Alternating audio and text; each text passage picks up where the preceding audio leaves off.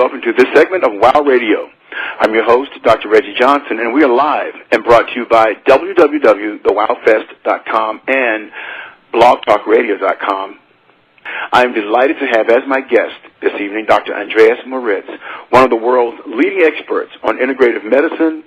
He has practiced and taught Ayurveda, meditation, yoga, nutrition, iridology, shiatsu, and vibrational therapy for over 30 years. In addition to numerous radio guest appearances and lectures in Europe, Asia, and Africa before world governments, he has made breakthroughs in mind-body medicine. I am absolutely honored to have as my guest Dr. Moritz. Welcome to WOW Radio. Well, thank you for having me. I'm really, really honored myself. Oh, well, thank you. You know, I'm amazed at all the accomplishments and the extensive background, particularly your success rate with patients who were told that their diseases were incurable or terminal. Yes, it may look like it is a big achievement, but in fact, nature doesn't make a big fuss about these things. Mm-hmm. Nature cures. In fact, if you look at cancer, 95% of all cancers come and go by themselves. So the body heals it. The statistics really show when you have 30-40% of the cancers that are remaining undetected, that are only found out when when they have autopsies. Mm-hmm. So you can realize that people don't die from cancer. Very, very few people die from cancer. Cancer is not a killer disease. In fact, it's not a disease at all. It's a survival mechanism. And if you leave it alone, your survival chances are 2 to 4 times higher than if you treat them.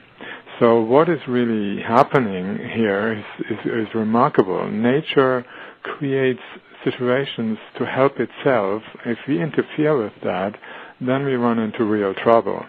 If we stop the body from doing its healing job, which is any kind of disease you can name, that's a healing response.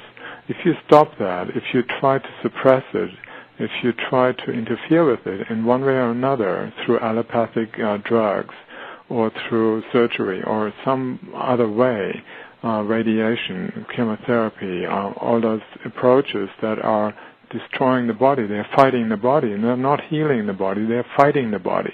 So they're doing something to suppress some functions in the body, such as the immune system. Mm-hmm. If you use antibiotics, you're not just destroying the bad cells, so-called bad cells. There are no bacteria. There are no bad bacteria. But you also destroy the good bacteria that keep you alive, that keep you healthy, that digest your food. And so you always use something, or inflammatory drugs. They suppress the inflammation, which is the body's healing response. The body doesn't create inflammation just because it's unhappy with itself or is annoyed with you. It creates an inflammation in order to get rid of dead cells that are no longer useful. That's what inflammation is. Or half damaged cells, which could become malignant cells. So the body creates an inflammation. We complain about it because it's painful, and there's a swelling involved, and you feel, I cannot perform, I cannot do the things, and I want to get on with my life. Yet the body is doing its job perfectly well, trying to save the person, and then we interfere with this whole response by the body, and we basically are developing side effects. Now, some of these medicines we take, I know they're really have terrible after effects. I was taking one that dealt with the swelling before because I was pronounced as having type 2 onset diabetes about 10 years ago, or 12 years ago, and they gave me some medications, and I found out later when I went to the bathroom, I said, well, this is kind of bubbly and weird. He said, I forgot to tell you, very matter-of-factly, that it could mess with your kidneys. I'm like, what? Now you tell me this? This could be a problem. So I'm looking at the after effects of medications that the body's not supposed to use. And now look at the recent news on CNN about these, the medicines that are in the water. We're getting rid of the stuff in our bodies that don't want it, and now it's in the water. But they don't, they tell you that, they are occur in such minuscule amounts, such small amounts that basically it's not harming you. But, basically what you're ingesting vibrationally is the vibration of hormones. It's the vibration, homeopathic medicine, how just the information of a particular medicine, which is imprinted into the nuclear structure of the molecules that make up the water. And there are studies to prove that water memorizes everything that it comes into contact with. So you're ingesting that water that has been used or run through other people's stomachs and collected medicine, drugs, and then you ingest that. Oh, and God. How does that change your mindset, your consciousness, how you feel about yourself?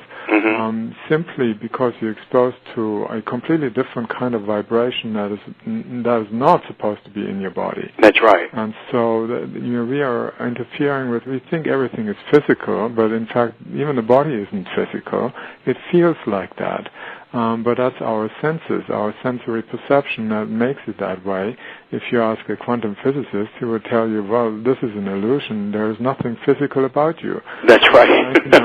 You're 99.99999% empty space. And you're just made of atoms, which are, again, not physical really, because they're made of subatomic particles, and they are in turn made of fields of energy and information, and that's all you are. And if the information gets disturbed, if you ingest things that have an interference pattern that somehow you get disrupted simply by having information, then now you develop illness. And you can just think of something stressful, someone you don't like, and you have a reaction, a physical reaction. So non-physical things influence us tremendously. And people call it stress. Yeah. And we know what stress can do. It can get you into the fight or flight response. Once you have a fight or flight response, you don't digest your food. Your blood vessels are constricted. There's not enough blood flow to your heart, to your inner organs, and so your body becomes weak. And then if you step out on the road and there's a car coming from the left or right, and you step back and you feel that your knees are not even holding you anymore. That's right. And That's true. I've been through that experience. I know so that's true. If you have that permanently stress in your life, then you are basically making yourself vulnerable to all kinds of survival mechanisms, which unfortunately we call disease. But it's basically the body trying to cope with a particular situation of congestion, physical congestion because of indigestion or not digesting food properly, not eliminating waste properly.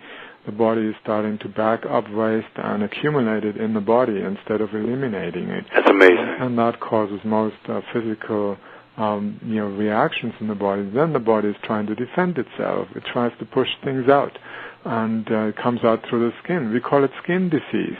Instead of saying the body is trying to heal itself of the poison that is not leaving the gastrointestinal tract, that is stuck in some of those regular doctors, conventional doctors that we go to, that's true. I may be a person that believes in a lot of mystical stuff and a lot of healing, and I know quantum physics, and I love that. But there's some people who don't know, and they go to the doctor, who's a conventional MD, and they tell them things, and in their minds it triggers fear. And isn't that the most destructive emotion we can have for healing? Oh, absolutely. Your diagnosis is one of the most powerful ways to make a person feel sick. You may go to the doctor and you're healthy. As I said, most cancers are found during autopsy, never in real life. And so the doctors, they don't know. There's no cancer in that person. They didn't find it. Yet the person dies from a natural cause, let's say, just in their sleep. It's time for them to go. And then they do an autopsy, which nowadays is very common. And they find, well, this person had a tumor in their intestines or somewhere else. And they didn't die from the cancer.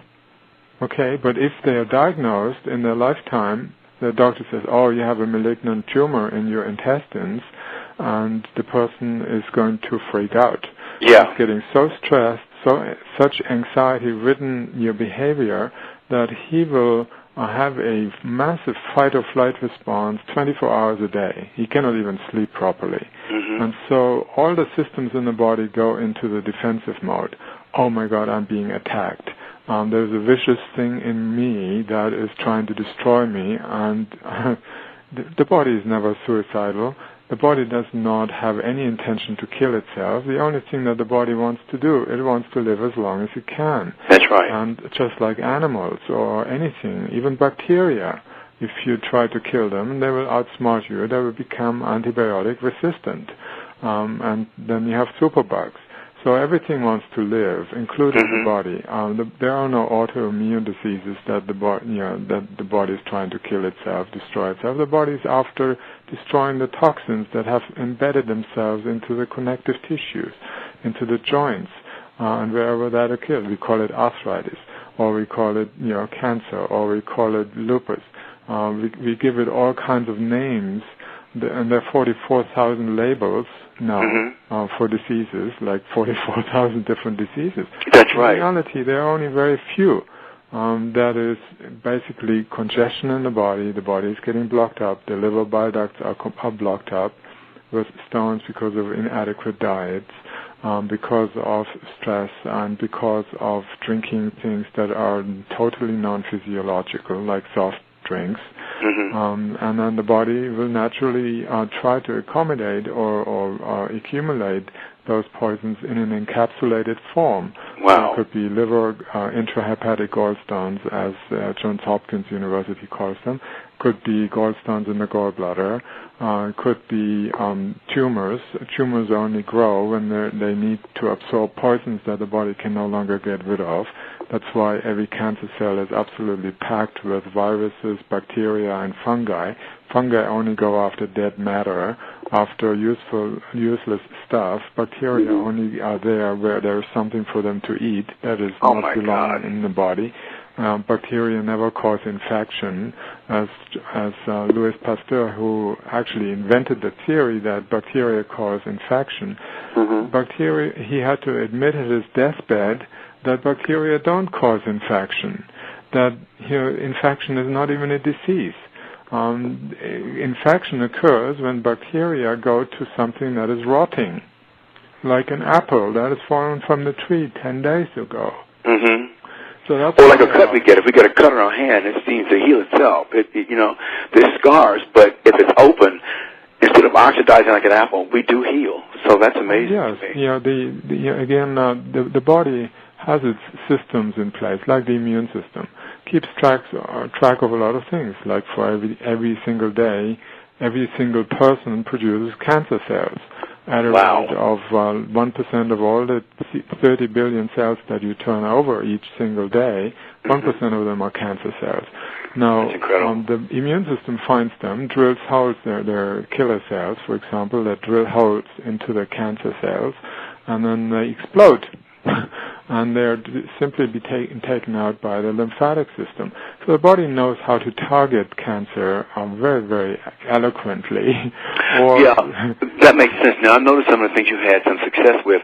Is cancer the highest one you've had success with of these so-called incurable diseases, or are there others? Well, I don't really have any thing to do with it. All I do is I don't treat anything. I don't treat illness. I'm actually trying to tell people not even to think about that, because it's not the expression, the symptom of the disease that needs treatment. It's the causes. The causes of the illnesses. So for me, my life has always been about looking what causes what. So instead of going to the what, I'm going to the second what. I'm going to the first what. What causes this particular why is one thing causing the body to have a reaction like cancer? And what is the purpose of cancer? Why does the body need to create cancer in order to save itself? That's the question we should ask ourselves, rather than why is the body making a mistake? Well, the body doesn't make mistakes. That's right. The doctors think the body makes a mistake, and that's why they shoot at the body with weapons of mass destruction, nuclear medicine. Oh my God, I know about that part. Like surgery or chemotherapy, radiation. Oh God, that's very dangerous. Anti-inflammatory, antibiotics, always trying to suppress something in the body that the body is doing right. That is trying to naturally cure itself. And that, yes, if you supported the body in its efforts rather than suppress that particular thing, like the immune system, which most of the drugs suppress. So if we supported the body, we would have a very easy, self-healing process that would, do away with the problem. And we would also have to take recourse to some natural things like sunlight. Right, exactly. That makes sense to me. Because now they're telling you that too much sunlight is bad, and you keep hearing all these things about when to go outside, when not to go outside, and people like John McCain with skin cancer or something on the face. The skin cancers, and there are so many studies to show now, skin cancers never are due because of sun exposure. They are because of people dumping this massive amount, that cocktail of toxic, very poisonous chemicals that if you ingested them with a spoon, with a teaspoon, into your intestines, it would burn your intestines. Now, if you take that on your skin, guess what happens? You absorb that stuff, and you see it disappear. After an hour, it's gone from the skin, and you put more on it, and so every couple of hours, just so that you can stay out in the sun and not burn. Now, if you didn't put anything on your skin, you wouldn't want to stay out in the sun too long. It's like putting your hand in fire. You're going to withdraw it. So if you have learned that a couple of times, that you can get burnt, it's painful. But it doesn't cause skin cancer. In fact, there is not a single study to show that sun exposure causes skin cancer. Amazing. But there are dozens of studies to show if you are living in the equator area where the UV radiation is the strongest, or in high altitudes, you have the lowest skin cancer rates. Like in Australia, they have done studies on people that are outdoors all the time, like people that the lifeguards at the seaside, sea resorts. Right. They're out there all the time, and they're constantly exposed to the sun. They have the lowest skin cancer rates. And there are two studies that just came out recently from Norway and America. It was a combined study, and they showed that if you have cancer, any kind of cancer, and you go south, you will recover from your cancer much, much faster than if you traveled north. If you went into a northern state, that means less sunlight, less ultraviolet radiation. And so also they found if you if you live close to the equator, you have the lowest cancer rates. If you live further away from it, up north, you have the highest cancers, all kinds of cancers. So what does that mean? Well, it means by not having enough sun exposure, you have low vitamin D levels. And vitamin D is one of the most important hormones. It's not actually vitamin, it's a hormone that the body produces. It's the only vitamin that the body is supposed to produce. And it is produced in response to sunlight. You cannot really get it from very much, at least not usable vitamin D from food. Exactly. That's why nature had never put vitamin D in human breast milk, because humans were supposed to be in the sun. So why create vitamin D in the breast milk when it's designed for the body to be outdoors, to be exposed to the light, not to be hidden away from the sun? If nature had designed ourselves, to have sun protection, the eyes to be protected so that they don't develop cataracts, which again is not caused by the sun, that's a myth too. We would have had sunglasses developed in our eyes already. We would have been born like that. But the myths that prevail in our society are just unbelievable, and nothing is true. And you have to go to the medical journals, like the New England Journal of Medicine or the Lancet, and then dig out those studies that really, really are showing that none of these things that the mass media broadcast are true.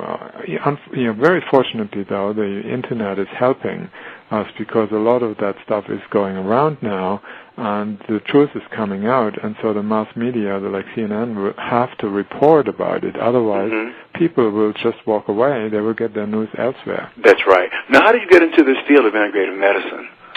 I was terribly ill. I was actually terminally ill. Wow. And I was 12 years old, and I had rheumatoid arthritis. I had arrhythmia, a very dangerous form of arrhythmia. They gave me about a year to live. They couldn't treat me. My goodness. They couldn't figure it out why a 12-year-old would have that. My liver was just dysfunctional. My lymphatic system was totally blocked up. I could not even look out through my eyes for the first 2 hours every morning because they were so swollen. I looked like a Chinese kid. Everyone thought I was Chinese, and they didn't understand why my parents didn't look Chinese. Oh, my God. And so then I had pain in my head all the time. I had backaches. My arthritis was so severe I could not even feed myself. So life was very, very miserable, and I looked at other kids. They didn't have any of this. Why me? And fortunately, my uncle was a leading iridologist in Germany, and that's where I studied iridology, which is the eye interpretation. You look in the person's iris, and it's like an X-ray of the entire body, and you can see everything that's going on or has been going on from day one in your life until this present moment, or at least 3 weeks, until this present moment. You would, and he told me, you have stones in your liver. I've always remembered that, and then many years later, when I started, finding out that my massive numbers of stones, and I had 3,500 stones in my liver that I passed during the liver flushes. That I've written a book about the amazing liver and gallbladder flush, and it has cleared out basically everything that bothered me. But initially, when I was 12 years old, and one day when I studied the digestive system at age 12, instead of playing, I was studying the digestive system. I started writing my first book when I was 12, 13. Wow. And so I wrote about the digestive system, and then it dawned on me that my diet was so detrimental that I destroyed myself. I was poisoning myself. And so I was on the typical German diet, sausages, lots of cheese, lots of milk, fish, chicken, all the cadaver type foods, meat. And because the doctor said, well, you have to eat protein because your body is made of protein. Right. And if you don't eat protein, you'll die. And so I said, well, I'm dying anyway, so I'm experimenting. I stopped eating all proteins. I learned that even breast milk doesn't have protein in it except 1.4%. And that's not very much. So I thought, well, how could a body triple its size in the first 16 months and become big, and that's the biggest growth spurt, and develop all that protein from 1.4% protein in breast milk? And it didn't make any sense. No, not at all. Elephants and wild horses and gorillas who don't eat protein foods, not die from protein deficiency. Yet the strongest animals on the planet.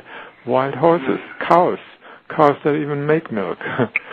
So it didn't make any sense. Eventually I found out that, well, every person makes protein, and those animals make protein from the air. Just like the plants make it from the air. If you have an avocado tree or a bean plant or an almond tree, all it's made of is the carbon, nitrogen, oxygen, hydrogen from the air.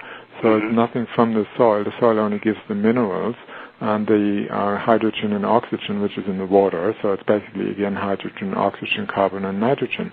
And so these four molecules make up every amino acid on the planet, every single amino acid in our body. And so when we take a breath, right from the beginning, nature designed, don't put protein in the milk, just allow the person to breathe. He will make protein. So every person makes protein from the air molecules, converting them into amino acids. Every single cell in the body makes amino acids. The brain makes neuropeptides, which are 100% protein. The enzymes are made of protein, 100% protein. There's hardly anything in the body that's not made of protein. That every single cell knows how to make its protein. So we don't need to supplement it into the diet. No. And I have not eaten protein for 35 years. I'm eating a couple of nuts and seeds. Right, exactly. I love them. But apart from that, occasionally some beans or lentils. But these are not very concentrated protein foods either. Incidentally, most vegetables have 1.4% protein in. Incredible. So what does that mean? Well, that's really how we're designed to eat. If you eat a steak, for example, you don't have enough hydrochloric acid to digest the whole thing, only 15 to 20%. What do you do with the rest of it? Well, it has to be putrefied. It has to be decomposed. So you will invite bacteria into your gastrointestinal tract. You overpopulate it with bacteria that do the decomposing. And parasites. Once you decompose flesh foods, cadavers, which are dead things, the body doesn't like dead things. Oh my God, it sounds putrid. And so in addition, you cook it, which means you heat it, and once you heat protein, it becomes coagulated. Coagulated protein has lost its three-dimensional structure, so the body cannot use it anyway. It can only use whole protein molecules. So once you have destroyed the thing, the body can only try to decompose it, and while doing that, it produces amines, which are carcinogens. That's why meat eaters have a 96% higher cancer rate than non-meat eaters. And so you produce amines, other poisons such as cadaverins and putrescins. And these poisons, you can smell them outside when there's rotting flesh. Oh my God! Field when an animal died, and the same thing happens in our body. Now you can imagine if these poisons get absorbed, and they get absorbed, yes, by the lymphatic system in the belly button area. They start accumulating there in the belly button area by what is known as cisterna chili vessels. So these are like giant lymph nodes, and they start swelling. And we call that weight gain. So we start getting this belly and extended tummy, and we think, well, that's just, it happens to everyone here. Well, it happens to 65% of the population here. Okay. Well, let me get a good little call in. Ask my viewers, anybody wants to call in, or the listeners, I'm sorry, not viewers, it's my wish for a TV show. But this is for the radio right now for Dr. Andreas Moritz. And I think I have one caller coming from the Atlanta area. I'll put you on. Caller, are you there?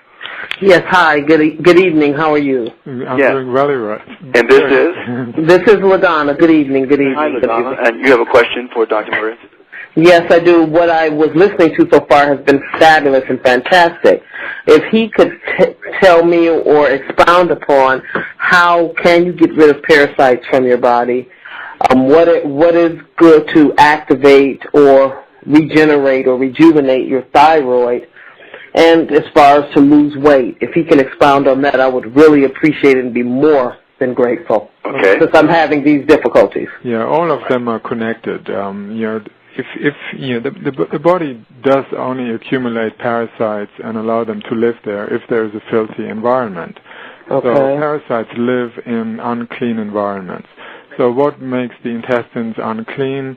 Well, it is when you don't digest your food well. So it's a matter of food choices. If you eat dead foods that have a lot of parasites already in them, like all meats, chicken, fish, particularly fish, has the highest amounts of parasites in them. Wow. And worms, and so every meat eater has worms in the intestines. So if you don't eat that, then the incidence of those infestations, they decrease dramatically. Now, there is one thing that keeps the body, the intestines, clean. If you have a good diet, a healthy diet that is designed for your body type, and I've written a book, it's called Timeless Secrets of Health and Rejuvenation, that allows you to eat foods that are conducive to the growth of the cells in your body, that certain foods are, good for you and others are not so, useful for you. Now, when you have a clean liver, you produce 1.5 quarts of bile per day. Bile is the best antidote to harmful, destructive bacteria and parasites because bile is, cleaning things out. If you have not enough bile because you have eaten certain kinds of foods that caused the production of intrahepatic gallstones in the liver, then you will have maybe a cup or two of bile per day, and that is not enough to keep the intestines clean. and then the peristalsis starts failing because bile is triggering peristalsis of the colon. If there's not enough bile, you don't have that. Plus, and you're saying bile, B-I-L-E? Yes, correct. It's a green fluid that you need in order to digest your food with, particularly fats. And also proteins. Proteins cannot be digested without fat. So every protein naturally has fat in it, and if it doesn't, if you extract it like low-fat milk, for example, it's totally undigestible. It's not possible to digest low-fat milk. You remove the fat that is needed to digest the protein. To digest the fat, you need the bile. If you don't have enough bile, you don't digest either the protein or the fat. Then you have undigested fats, and you have undigested proteins, and you know what that can do to the body. Yeah. So that's pretty scary. Putrefaction. So is there anything that I can start doing now to cut back eating the meat, specifically the fish, you were saying, because it has a lot of the worms? All the cadaver-type foods are basically doing the same thing. They're decaying in the body. So they are becoming food for bacteria and parasites. If you kill parasites, if you try to kill them, they will outsmart you eventually. Plus, you cannot reach all of them. They're encapsulated in the undigested food. People can accumulate 20, 30 pounds of undigested food in their intestines alone. Yeah. So cleaning out the intestines is one thing, like colonic irrigation or colema. You can go to my website, which is Ener-Chi.com, ENER-CHI.com. Yeah, I was going to say that I love that website. If you guys are listening out there, please visit the website. It's amazing, and there's so many products and things on the website. The books are incredible. The amazing liver and gallbladder flush. A lot of people need that he's talking about earlier. Then the one called Timeless Secrets of Health and Rejuvenation is one that really got my attention. I'm going to order that one. And he mentioned earlier in the broadcast that cancer is not a disease. And then there's simple steps to total health. It's time to come alive. Lifting the veil of duality. Heart disease no more. Diabetes no more. My type 2, I don't need it anymore. But the website is www.Ener, E-N-E-R, like energy, but instead of Ener-Chi, it's Ener-Chi. Chi is a life force. So ENER-CHI.com. Amazing website with a lot of information and articles to go look at the website and view Dr. Moritz's research. It's very extensive and very powerful, so please visit that website. And your thyroid is really connected to all of this, and the slow metabolism, which always happens once your thyroid gets congested. The thyroid gets easily congested when your intestines are clogged up and not everything is coming out. And it's backing up, goes all the way up to your throat, into your thyroid. It reduces the hormone production in your thyroid, and it slows down your metabolism. My put on weight.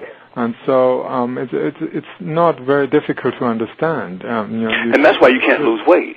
Yeah, that's why it just sits there. Yeah, and again, once your digestion improves and you make different choices, if you don't eat like these protein foods that just clog up your intestines, then the lymphatic system starts kicking in and removing the metabolic waste products and the dead cells that you produce every day, and then it doesn't accumulate in the body, and that means you lose weight. You lose weight naturally. Also, it's good to avoid eating heavy meals at night. Making your main meal at lunchtime, you will digest the food 90% better, more efficiently than in the evening. So making a light evening meal, like a vegetable soup with some bread and butter on it. I feel so proud of myself. I had a salad last night. I told Donna that earlier. As a matter of fact. A lot of undigested food sitting there, and all it will do is will add weight or waste to your body. That's true. And you start becoming bigger and bigger and bigger because the body is trying to accommodate and put aside and try to put the stuff somewhere because it can no longer eliminate it, because the eliminative ducts, the eliminative channels, the gastrointestinal tract and the liver and the kidneys get clogged up, so everything is backing up in the body.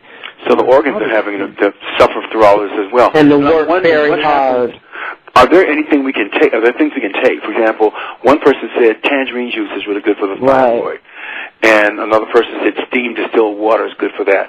So in the process, after getting colonic irrigation, is there other things that she could do now to help activate the process, to get the ball rolling, to start cleaning herself out?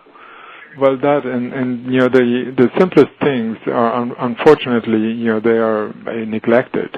The most powerful thing, for example, is to get a 2 hours before midnight sleep, the most important time of the night. Oh boy, yeah. And if you go to bed regularly at midnight, you will have a massive disturbance of your hormonal system, because one of the most powerful hormones is melatonin.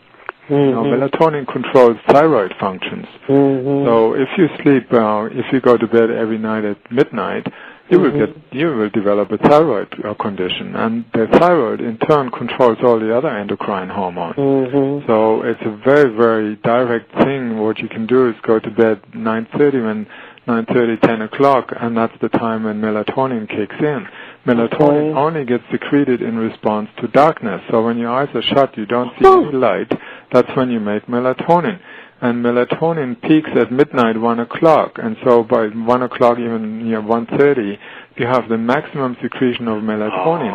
And melatonin is now indicated to be the best cancer-preventing hormone. Oh, my God. When women, like nurses, they have the highest rates of cancer because they are not getting regular sleep.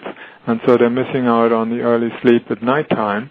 And they have 50 times higher cancers than, according to the nurses' study, than people who have the regular sleep cycles. Okay. So you see, it's just sleep, people say, but well, it's not just sleep. The liver works between 10 and 2 more than any other time of the night, and it can only really work well when you sleep, because it needs the blood from the back of the brain in order to work with the blood, to detoxify it, to put new proteins in, to make hormones, to make cholesterol that is then transported through the system. And it has 500 different jobs to do, but it can only do it when you sleep properly. And if you go to bed at midnight, your liver is not getting the energy that it needs to have in order to do all its work, and the blood. And therefore, the next day you have a lot of toxins in your blood that have to find their way out. Otherwise, they can cause septic shock to your system. So your body tries to dump them into the connective tissue, which will saturate there for a while until it suffocates the cells, and then the cells will no longer get enough oxygen, so they have to mutate into cancer cells in order to survive. My God, Doc. So what do you have? I'm going to go to your website right now. What can I order from your site that would initiate or start this process in conjunction with the distilled water and the tangerine juice and cutting back on the other things and sleeping well and not eating meat? What else? What could I get on there now? Well, it's basically information now. Once you have information, you have the power to make changes. Right. And, so the information that you find in the books, particularly the Amazing Liver and Gallbladder Flush for cleansing the liver, and the big book, which is a 550-page book, it's Timeless Secrets of Health and Rejuvenation. And if a person has cancer, then the cancer book is appropriate to take the fear away, because once you know what cancer really is, that it's a survival mechanism and it's not a disease, then you can do something about it. But if you think it's a disease, you try to get rid of it. And getting rid of cancer is a very, very difficult thing. You want to heal it from the inside out. You don't even want to attend to it. Because it's an encapsulated form of poisons that the body is trying to keep sort of separate from the body. So at least it saves itself. And once you no longer poison yourself, the body will get rid of the tumor in no time. It's a natural thing. People with terminal cancers, they were given 2 weeks to live, and I didn't even talk about the cancer. I went straight to changing their lifestyle, getting them to bed early, drinking enough water, 6-8 glasses of water a day, by getting their diet corrected so that they wouldn't incur more poisons from eating dead flesh foods or other processed foods, which are totally filled with useless stuff that the body has no way of really dealing with. And so, the other day, it was found that, corn is in almost 90% of our processed food. And that's the corn syrup, and many different names for different things corn, in the processed form is nutritionally totally useless, but it causes obesity. It causes, massive weight gain in people. It disturbs the intelligence of the body because it confuses everything. It produces so much insulin. It forces the body to produce so much insulin that we have millions of diabetics today simply because we have added corn syrup to our foods. Yeah, that's bad. To most of the foods. Well, does it make a lot of sense, LaDonna, to you? Oh, God, yes. I'm going to. Thank you so much. Thank you so much. And we're going to take a commercial break. Okay, I'm gone. Bye-bye. Thanks. Thank you. We'll take a commercial break, and we'll be right back. Do you want to release your mind from limitations and become enlightened? Discover your secret forces and learn how to use them by enrolling in the online course Becoming Enlightened. Maximize your media player and click the banner for universalclass.com to find out more about Becoming Enlightened. CEU certificate available. Become aware of your higher self and get in touch with your spiritual side. Enroll in Becoming Enlightened at universalclass.com. Very good. I hope everybody does enroll in that class because I teach it online. One of the things, though, we were talking with Dr. Andreas Moritz.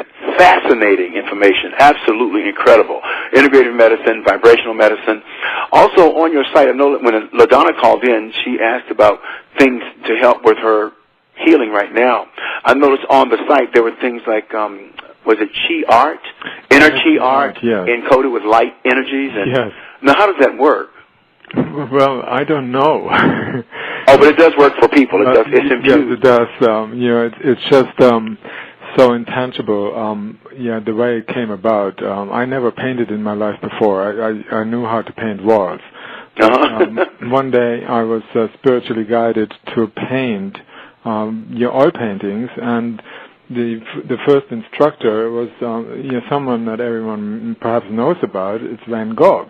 And he came through in spirit form, and he told me how to paint with my non-preferred hand. Hand, with my left hand, which I don't use ever for anything. Mm-hmm. And so I painted with my non-preferred hand, and all those paintings started coming forth. And I got instruction by Rembrandt, Picasso, and so Maria Cassatt.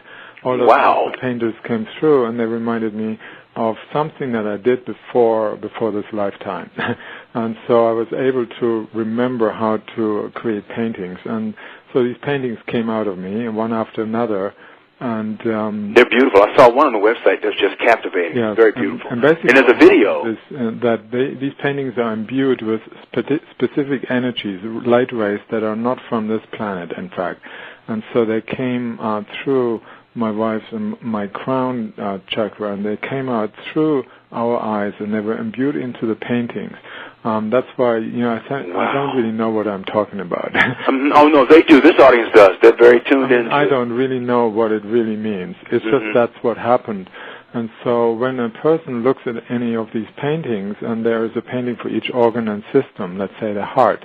So someone looks at the heart, he will have an immediate, like within 30 seconds, restoration or balancing of the chi or life force through that particular organ, the heart. Isn't that amazing? And so it happens with that. You can do muscle testing, kinesiology, muscle testing before and after looking at the painting and see the difference. Like black and white. So it's like acupuncture without needles. That's amazing. That's awesome. I think that's fantastic. Now, does the same thing apply to these Ener-Chi stones that are imbued with life force energy? Yes, again, and they came a little after the Ener-Chi art was created. And again, I didn't have very much to do with it. We were working with a team of beings that are healing beings that are very interested in helping humanity. And they were infusing one of the paintings for the skeletal system with certain kinds of energies. And they asked us to put 3 stones in front of the painting. And then the energy started coming out of the picture into the stones. And then we did the same tests with those stones, and they were basically activated. They told us that the stones came to life. They were becoming aware, like conscious of themselves. And many people who hold a stone in their palm of the hands will find that they have a heartbeat. They're actually alive. That's incredible. Well, everything is anyway, and you talk about vibrationally. It makes a lot of sense. In quantum physics, if things are not really here, and they're all made of molecules, electrons, etc., then some of this universe, none of this stuff is real anyway. We're the only reality in spirit. So it does make a lot of sense to me. Yeah. But I know that stones and crystals have a vibration of their own as well. So in conjunction with this... they're like supercomputers. Yes. And that's what we know. Crystals are used in microchips. That's what. And in watches and everything. Exactly. So they memorize a lot of information. And regular stones have just as much, or even sometimes more. And you can just activate them like this and use them for all kinds of purposes and for protection. Dr. Moritz, I don't want to cut you off, but you have another caller who's calling from, I think, California. 760 area? Yes, this is Danny from California. Hello. Oh, hi, Danny. How are you? Hey, how's it going? I have a question. My question deals on somewhat another topic.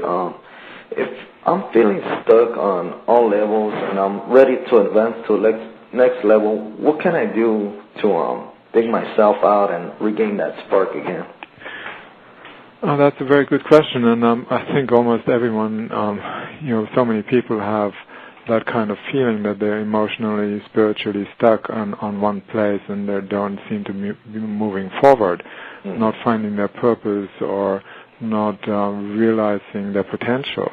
And so there are a lot of things you can do. I can point out a couple of them. Like on my own website, I use a method. It's called sacred sanctimony, and these are sounds that come through me, and it helps. I go into what is known as the Akashic records of the soul of the person, and work with the energies where like negative perceptions were made in the past. Many times people are hooked to them. They're almost attached to them. They refer to them and they say, well, my life is not going to work out.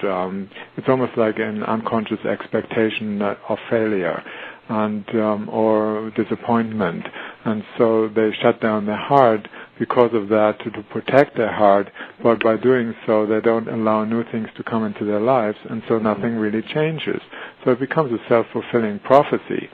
So what I do is I use sounds that come through me. These are voices that are, like chanting, that could be ancient Tibetan, Native American, could be ancient China. I never know what comes through. I speak tongue, like a different language, could be star language. And it helps to complement their negative experiences. Doesn't matter if they were 100,000 years ago in other lifetimes or in this lifetime.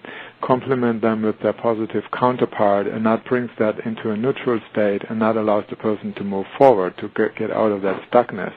There are other methods like EFT, Emotional Freedom Technique. You find a free manual on the website EMOFREE, EMOFREE.com, Emotional Freedom Technique, and a very simple process to sort of unstuck yourself.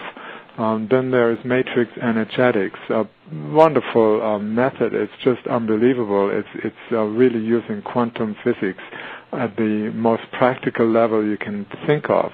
It's the simplest thing you can do, but it's very, very powerful. Matrix energetics. There's even a book out, Matrix Energetics by Dr. Richard Bartlett. And he's just one of the most amazing people I've ever met in my life. So it really does mean something. Now, this is fascinating to me that Danny asked that question, because this incredible thing that you do called sacred sanctimony, this is a process, and that really intrigues me. It really piqued my interest because of my involvement with mysticism and esoteric and Wiccan studies and all of that, you are channeled, or you channeled the being called Merlin. Is this the same Merlin from ancient magic times? Yes, but he told me he never lived on the planet. He lived in a between world. And, wow. And so I know the mystery school better call in now for this one. This is amazing. Yeah. I have a mystery school, so if they hear this, they've got to call in. Yeah, so the methodology author, and he says it's really there, but it's a mythology. It means it's in a different space. It wasn't in the physical planet as we know it. And so he's very active. He helps a lot of people. he's still a magician, and he has the greatest sense of humor that you can ever encounter. You have to. When you're doing this kind of work, you have to. That's what keeps you going, keeps you alive. And I love that, Danny, what you're asking, because when you think about all the things that we are, not just the regular physical sickness of cancers and incurable diseases, but that whole feeling of something that may be hidden, that could be fear-based, that could be not there. What's making me feel stuck? Is there some energetic thing I need to do vibrationally to move from this level of being in the same rotation to make me get unstuck and move ahead and propel forward? Sometimes it could be educational level, sometimes it could be a spiritual level, sometimes it could be a combination of career move or change or spirit trying to talk to you and tell you to do something else. So you're right about that, and I'm glad you're doing Sacred Santimony, because is that something you created yourself? It happened. It was a gift. I met Daniel Brinkley one day, and he told me you have been helping people with physical diet and all those things that are in many of my books. And then he said you did healing work with art, like painting. And then he said, now it's time to use your voice as a healing instrument. And I went back home. I was in a meditation group, and suddenly these voices came out of me. I started chanting, and there were 8 different voices talking at the same time. And so they were speaking Tibetan and Chinese and Native American and all of that same time. It was unbelievable. Well, that adds up, too, because if you ever look at Tibetan monks, and anybody who's ever studied them knows that more than one voice comes out of them when they chant. Yes, and so I call them the elders, and they are with me ever since. And so I use that as a healing tool. And it's just amazing that this is possible. So I stopped being I stopped doubting. Oh no, your doubt is bad. There can be miracles, and if you go to a Matrix Energetics seminar, you see miracles all the time, and you see people with severe scoliosis within 5 seconds are completely straightened out, or frozen shoulder for 20 years completely gone in 2 seconds. Or you see a neuropathy that's been there for 30 years. And so these people, if we go to the healing services with these so-called miracle healings, they're using these processes. Yeah, it's not really miracles. It's just going back. Instead of seeing ourselves just as purely physical, you go into a process where you are connecting right back to your source, which is non-physical, which is consciousness. And you're reconnecting, you're basically remembering who you are just for a moment. Wow, now that is intense. And so all it takes, one moment of remembering who you are, and it's not something, it's not the physical body, it's not what you have done, it's not the story of your life, it is just you as a pure being, infinite being, and you just momentarily you are connecting with that, and that's when the healing takes place. So it's not a miracle, it's just normal quantum physics. So you just got to remember that you are the miracle. Yeah. Wow, Danny, does that make a lot of sense? Yeah, it sure does. That's incredible to me. I think that is absolutely phenomenal. Now, if I know you're very busy, I know Dr. Moritz is very busy, so emailing him is going to be impossible to get back in touch with him all the time. But if people want to go and make a consultation with you and do that kind of thing, how do we do that? Is there a number we call the 864 number? There's something on the website, and they can contact me. And there's a they can email me at I'll give you andmor@ener-chi.com. Okay. So andmor-chi.com. Okay. If they want to make an appointment, but I'm getting about 150 emails a day. Oh my God! All over the world because my are in so many languages, and so I'm overwhelmed with having to respond to individual questions, but. Well, I'm going to keep Danny on this line. We have another call from Atlanta. It looks like it may be LaDonna calling back again at that same number. So I think you have the director of operations for the Mystery School. You're calling in to ask you a question. Hey, so, Danny, you're still on the line. You guys can totally be there. Hi, Danny. Hi. Listen, I was just wanting to say that I am overwhelmed, and I am so amazed at the verbiage that you were using, that Reggie taught myself, and I'm sure Danny in the Mystery School, about Merlin and about magic and about remembering who you are and healing yourself and not having fear or doubt. You are wonderful, and I'm about to order several things on your site. And thank you for everything. And for someone who can't answer personal questions, you did a wealth for me today. So thanks a lot. Oh, thank you. Oh, isn't You're that great? welcome. Have a great day. Bye, Danny. Thank you so much. Isn't that great? See, you never know when you're loved, you know? It's a great thing. When people are, I told you my audience is really into this, and they know about the common sense kind of things that people do. Danny has been exposed to the mystery school before I came to Atlanta. So people who are informed, this is not an unusual thing for them. They're right in alignment with you. So it makes a lot of sense. Thank you. That's a very good thing. So, gosh, are there any more questions, Danny? Was that one you wanted to answer? My next question, since he brought up Merlin, is there a technique that you use to channel in Merlin, or what is it? Well, call him. We have the notion that beings, they're not really available. They are on a telephone call or something. They are not. They have multidimensional personalities, and so they are available. If you want to talk to someone who has passed away, you're there right there. If you're nice to them. Now, what stops people from experiencing that, though? Because a lot of people say they do that, and they have the study behind them, and they have the belief system. What makes them not get the answer? Are they not trusting their instinct? Are they putting too much into it? Or sometimes, we stop ourselves. We say, "What, I would like to, but," and so the but immediately puts the stop on your experience. And so the self-doubt is, really, the most important thing to transform into a trust, a form of trusting and acceptance. And if you can imagine talking to Merlin, I promise you are talking to Merlin. If you cannot imagine to talk to Merlin, then you probably won't. Yeah. Now, were your books, a lot of your books channeled, or were you inspired that way? One book, it's called Lifting the Veil of Duality, which is my most spiritual book. Most of them are on hardcore, things like liver flushing, cancer, and physical things, and healing.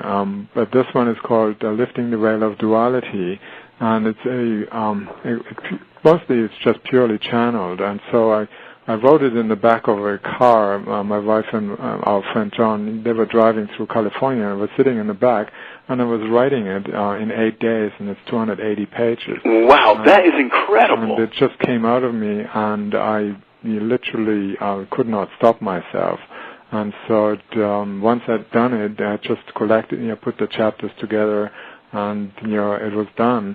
And so that's a transformative one now, because you asked the question, what can I do to unstuck myself?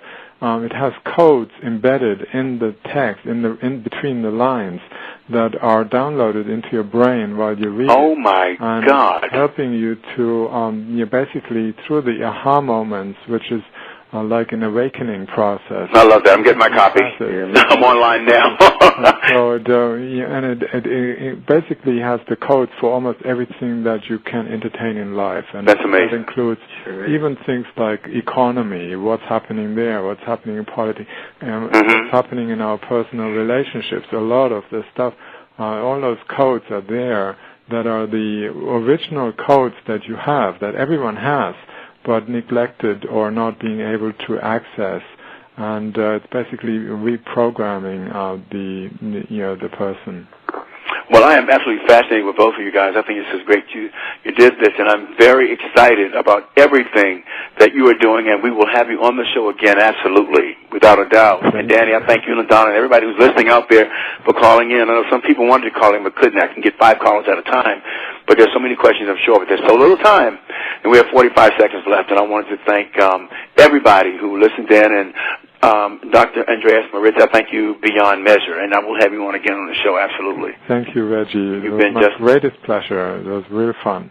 Oh, God. Well, thank you so much.